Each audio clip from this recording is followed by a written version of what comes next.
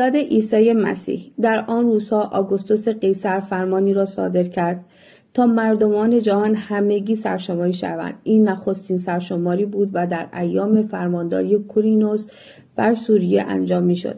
پس هر کس روانه شهر خود شد تا نام نویسی شود. یوسف نیز از شهر ناصریه جلی رهسپار بیتلحم یهودیه زادگاه داوود شد، زیرا از نسل و خاندان داوود بود. او به آنجا رفت تا با نامزدش مریم که زایمانش نزدیک بود نام نویسی کنند.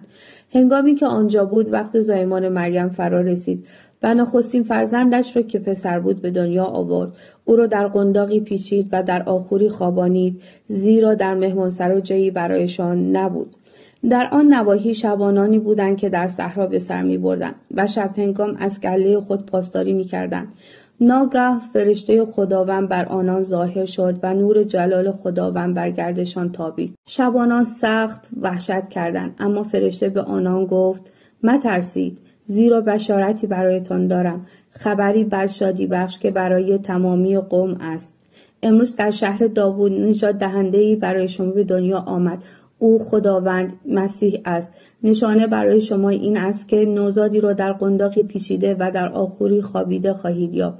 ناگاه گروهی عظیم از لشکران آسمان ظاهر شدند که همراه آن فرشته در ستایش خداوند می‌گفتند: جلال بر خدا در عرش برین و صلح و سلامت بر مردمانی که بر زمین مورد لطف اویند.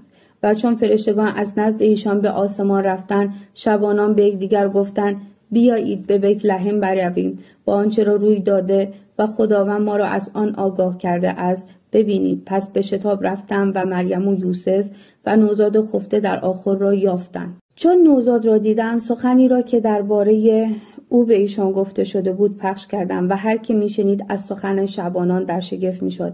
اما مریم این همه را به خاطر میسپرد و در دل خود به آنها میاندیشید. پس شبانان خدا را حمد و ثناگویان بازگشتند به سبب هر آنچه دیده و شنیده بودند، چنان که بدیشان گفته شده بود.